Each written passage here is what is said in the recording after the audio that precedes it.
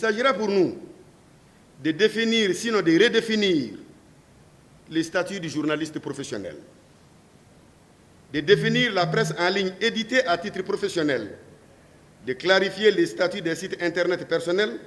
et des blogs édités à titre non professionnel, de définir les délits de presse et proposer plutôt des sanctions pécuniaires que la privation de liberté, de préciser les contours de la convention collective de la presse, de mettre l'accent sur le caractère obligatoire et l'indexation de l'aide publique directe et indirecte aux recettes de l'État, de réviser les critères d'éligibilité de cette aide, de renforcer les critères du régime de déclaration d'organes de presse, de proposer des solutions concrètes pour sauver d'une mort certaine et lente du secteur de l'audiovisuel. On peut quand même affirmer que le formidable essor des médias maliens a été favorisé par la mise en place d'un cadre législatif et réglementaire régulièrement consolidé, mais qui aujourd'hui, avec l'arrivée des nouveaux acteurs sur l'échiquier médiatique, éprouve la grande nécessité d'être révisité. Ce n'est pas un secret de vous dire que la HAC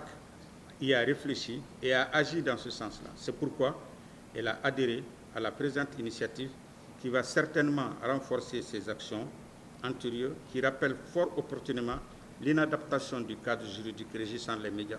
aux réalités du moment, pour répondre ainsi aux changements qu'a connus ou souhaite notre pays. Que le contexte actuel de la nécessaire refondation de l'État du Mali,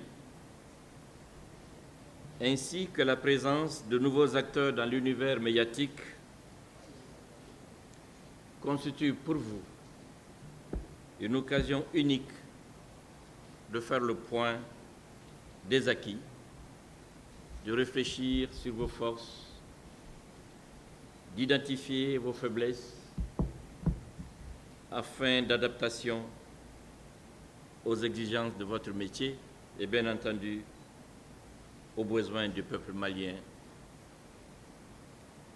Votre objectif étant de doter votre métier, notre pays, d'outils juridiques adaptés à ce vent de liberté qui souffle sur le Mali, j'allais dire sur l'Afrique. Et c'est en cela, chers camarades de la presse, que votre atelier honore votre métier et vous rapprochera davantage de notre peuple dans sa quête de refondation. Depuis l'avènement de la démocratie en 1991, vous-même vous constatez la pluralité des médias.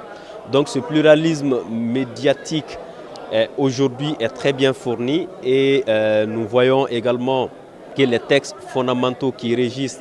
cet environnement médiatique et puis l'exercice de l'information, l'exercice du droit de l'information, nous voyons que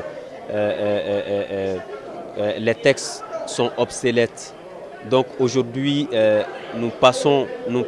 un contexte de transition où les libertés individuelles sont en danger, où également les droits humains ne sont pas protégés, où les citoyens ne connaissent pas leurs droits. Donc il faut revoir ce contexte institutionnel et structurel, ce contexte juridique pour améliorer cet environnement médiatique et permettre aux acteurs de l'information d'avoir les compétences et les capacités professionnelles à pouvoir exercer,